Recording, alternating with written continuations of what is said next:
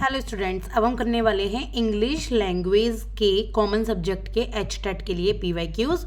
आज हम करेंगे 2019 के। इससे पहले मैं 2020, 21, 22 एंड 23 के यानी कि 4 सालों के करा चुकी हूँ। HTET previous year questions for 2024 के नाम से प्लेलिस्ट अवेलेबल है, आप जाकर देख सकते हैं। तो आज से हम स्टार्ट करेंगे इंग्लिश के। इसमें तो 46 से 60 तक हम करेंगे क्योंकि 15 क्वेश्चन ही पूछे जाते हैं और ये एचटेट पीजीटी लेवल का है। लेकिन अगर आप टीजीटी या पीआरटी किसी भी लेवल की तैयारी कर रहे हैं तो भी आप यहाँ से इनकी तैयारी कर सकते हैं क्योंकि सभी वही क्वेश्चंस हैं, वही कंसेप्ट है, बस थोड़ा लेवल चेंज हो जाता है। तो अब हम पढ़ेंगे 46। Choose the correct set of articles from the given options in the following sentence against the blank space. एक सेंटेंस दिया गया है और हमें यहाँ करेक्ट आर्टिकल भरने हैं। आर्टिकल्स कौन कौन से होते हैं? ए, एन और द। ए, एन और द ही तो होते हैं ना articles, a, an and the. तो हमें क्या करेक्ट रहेगा वो हमें यहाँ पर देखना है। तो the teacher wrote outline of a story on black board.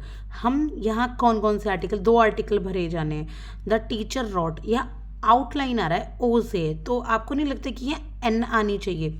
क्या आनी चाहिए यहाँ पे? N. A E I O you से पहले एन आती है ना। On the black board, black board से पहले क्या आएगी? द आएगी। तो हमें इसका आंसर बहुत ही आराम से मिल जाता है, बहुत ही बेसिक सा आंसर है। आंसर हो जाता है नंबर बी।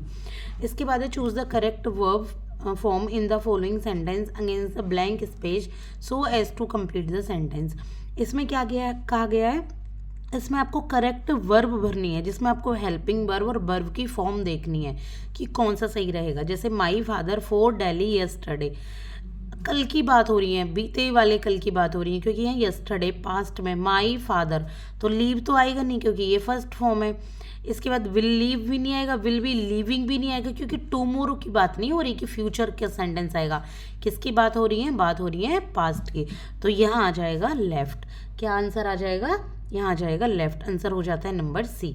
इसके बाद है question number 48, that is choose the correct option to fill in the blank space in the sentence which expresses the correct notion hinted in the bracket against the blank space। इसमें क्या है, मैं कोशिश करूंगी कि आगे से मैं आपके लिए ये ना पढ़ूं बल्कि डायरेक्टली आपको इसकी मीनिंग बताऊं। तो यहाँ पे आपको कौन सी वर्ब भरनी है? हेल्पिंग वर्ब आपको यहाँ बतानी है और ये है मस्ट, मे, शैल या कुड वाली। तो कमांड दे रहा है यू अपोलोजाइज और फेस द कॉन्सिक्वेंसेज, कि जो भी परिणाम होंगे तुम उन्हें फेस करो या उनके लिए माफ़ी मांगो। तो यहाँ माफ़ी मांगनी चाहिए। तो क्या यहाँ पर आंसर आएगा आपका? यहाँ आंसर आएगा यू शैल। तुम्हें ज़रूर माफ़ी मांगनी चाहिए और कॉन्सिक्वेंसेस को फेस करना चाहिए। तो मे तो आएगा नहीं कि मे में कोई रिक्वेस्ट, मस्ट भी नहीं आ रहा, कुड भी नहीं आएगा। तो यहाँ क्या आएगा? यहाँ आएगा शैल।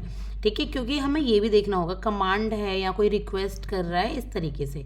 इसके बाद है 49, pick out the correct option to indicate the use of adjective in the following sentence. Correct option हमें पिक आउट करना है जो इंडिकेट करता हुआ होगा कि क्या इंडिकेट करता हुआ कि जो एडजेक्टिव का यूज़ है फॉलोइंग सेंटेंस में कौन सा करेक्ट तरीके से है। ठीक है, a cool breeze blow from the सी।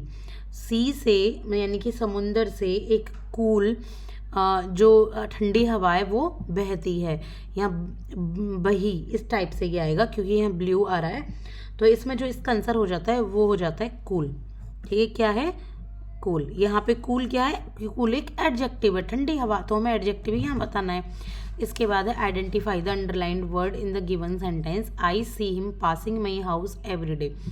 मैं उसे अपने घर से गुजरते हुए रोज देखता हूँ। तो हमें बताना है ये जो पासिंग है ये क्या है।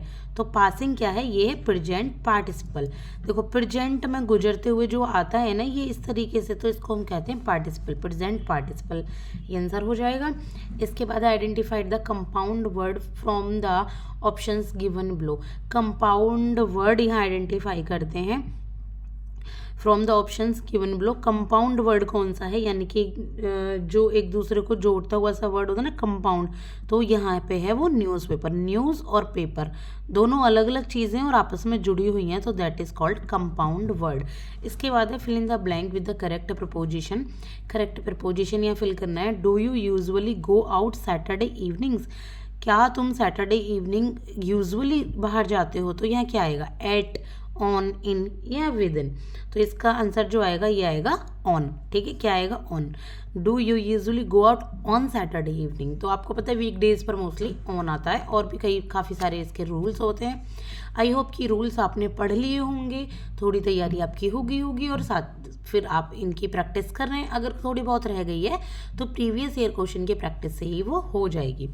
इसके बाद है 53, विच one of the following sentence is the options given below illustrate the use of intransitive verb, कि इनमें से कौन सा सेंटेंस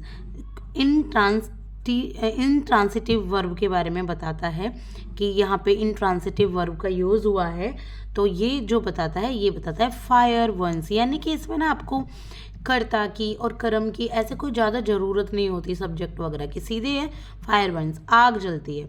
तो यहाँ पर ये किसका है, इंट्रांसिटिव वर्ब का ये एग्जाम्पल है। बाकी में देखिए बहुत सारे पूरे यूज़ हो रहे हैं, और ना अगर हम प्रिंसिपल को हटा देंगे तो क्या ये इसका कोई मीनिंग रह जाएगा, नहीं ना, लेकिन ये अपने आप में कंप्लीट है, तो that is called intransitive verb.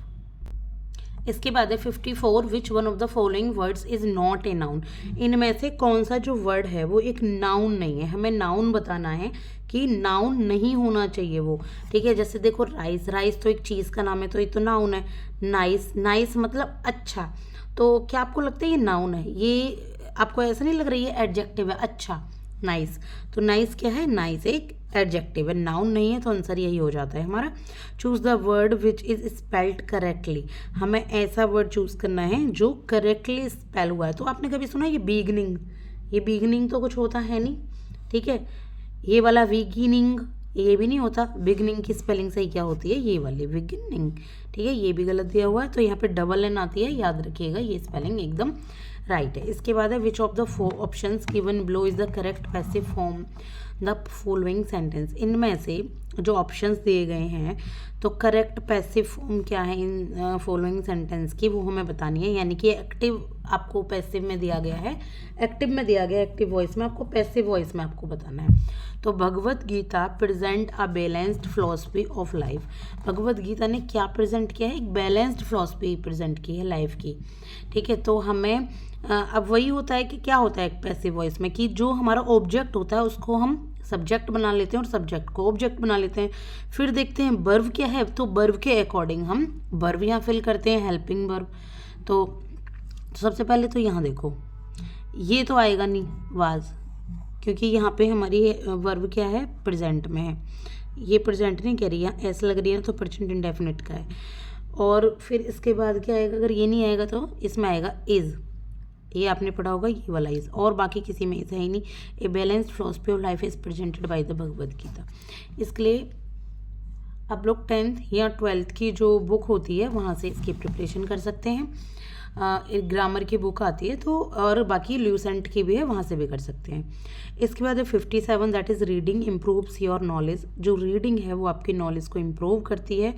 तो ये आपका, इसमें हमको जीरंड हमें आइडेंटिफाई करना है, जीरंड कौन सा है, तो इसमें जो जीरंड है दैट इज़ रीडिंग। ठीक है, जो रीडिंग है, जो आपकी क्रिया है, यानी कि जो वर्ब है, इसमें ING लगा दी, ये क्रिया नहीं रही है यहाँ पर, ये किसका काम कर रही है, एक तरीके से नाउन का वर्क कर रही है, दैट इज़ कॉल्ड जीरंड।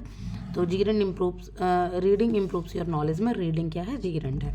इसके बाद है 58, that is select the correct option from the following that correctly transforms the following sentence from direct speech to indirect. Normal है, डायरेक्ट स्पीच है, इनडायरेक्ट में बदलना है। ही सैड कॉन्ग्रेचुलेशंस, पता लग गया, अगर ही सैड है तो हमें इसको क्या करना है, हमें इसको पास्ट में ही करके देखना है। तो जो प्रेजेंट वाले हैं वो तो हम वैसे ही काट देंगे, एलिमिनेट भी तो कर सकते हैं। डी, ही सैड कॉन्ग्रेचुलेशंस, अब ये भी नहीं पता उसने किससे कॉन्ग्रेचुलेशंस कहा है यहाँ पे, ही सैड टू मी कॉन्ग्रेचुलेशंस, ये तो सेम टू सेम आ गया, ही एक्सक्लेम्ड भी नहीं आएगा, तो बचा क्या, ये है ही कॉन्ग्रेचुलेटेड मी, ठीक है, उसने मुझे कॉन्ग्रेचुलेट किया। तो ये आपका सही आंसर हो जाएगा 59, second last. Identify the correct meaning of the underlined idioms in the following sentence from the options given below. अब हमें करेक्ट मीनिंग यहाँ ढूंढनी है इसकी, जो कि यहाँ पे अंडरलाइन दिया जा रहा है। Climbing Mount Everest is not a child's play for anyone. भाई माउंट एवरेस्ट पर चढ़ना कोई बच्चों का खेल नहीं है, हर किसी के लिए या किसी एक के लिए। तो इसका क्या मतलब है नॉट ए चाइल्ड्स प्ले का? वेरी इजी टू डू, बिल्कुल भी नहीं भाई, ये तो नहीं हो सकता ना, बच्चों का खेल नहीं है। तो इसका नहीं, सॉरी ये थोड़ा इल्यूजन हो गया। इसमें है नॉट ए चाइल्ड्स प्ले, बच्चों का खेल नहीं, यानी कि इतना आसान नहीं है। तो इसका आंसर क्या आ जाता है? Very easy to do. Very easy to do नहीं है, ठीक है, very difficult to do, pleasant to do या बोरिंग टू डू। तो इसका आंसर क्या आ जाएगा? Very easy to do. इसके बाद है which one of the following words underlined in the sentence given as options. एक मिनट, आपको शायद ये दिख रहा है, ये रहा ये सेंटेंस। तो इसमें हमें अंडरलाइन सेंटेंस दिए गए हैं, तो हमें बताना है इसमें, एक second, which one of the following words underlined in the sentence given as options has been used as a verb. As a verb कौन सा यूज़ किया गया है? तो इसमें है number C, each actor performed. मतलब ये कि कौन सी सही वर्ब यहाँ है। Each actor performed in a circular space on the stage in Raslila. Raslila में सभी एक्टर्स ने अच्छे तरीके से परफॉर्म किया। The stage performance are called Raslila. इसमें पूछा गया है कि किस सेंटेंस में वर्ब को यूज़ किया गया है। परफॉर्मेंस जो वर्ब है उसको यूज़ किया गया है परफॉर्म की, तो परफॉर्म की वर्ब यहाँ यूज़ की गई। बाकी इसका जो है ये नाउन्स में यूज़ हुआ है, वर्ब में यहाँ पर इसका यूज़ हुआ है। तो आई होप कि आपको समझ आ गई होंगी, थोड़ी सी भी मैं हेल्प आपके लिए कर पा रही हूँ। और आप CDP और हरियाणा GK हिंदी इनसे रिलेटेड भी सभी प्रीवियस ईयर क्वेश्चंस मैंने प्लेलिस्ट में अपलोड कर दिए हैं, आप प्लीज़ देखिएगा। और अगर नए हैं तो सब्सक्राइब कीजिएगा, ऐसे ही अपकमिंग एग्ज़ाम्स के लिए इतनी यही स्टाइल में, बिल्कुल सिंपल एंड प्रैक्टिकल स्टाइल में मैं आपको पढ़ाती रहूँगी। और थैंक यू सो मच।